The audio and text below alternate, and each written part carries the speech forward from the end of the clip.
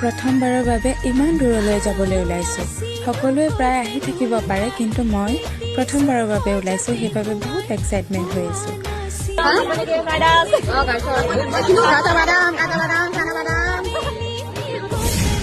হে মইনা কলিজাসকল, মই পৰিস্মিতা।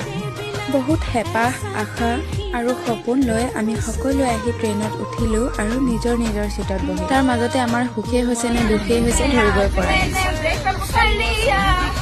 অলপমান ফূৰ্তি কৰাৰ পাছতে সকলোৱে নিজৰ নিজৰ মোবাইল চোৱাত ব্যস্ত। তাৰ মাজতে আকৌ উৎপাত আৰম্ভ হ'লেই নহয়। উৎপাত মানে কি আৰু, অলপ ফূৰ্তি কৰিছে সকলোৱে, লগত ময়ো।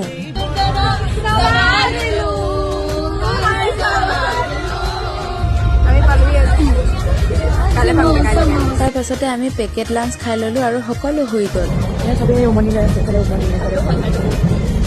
এনেকৈ ধেমালি ফূৰ্তিৰ মাজেৰে আমি পালোহি।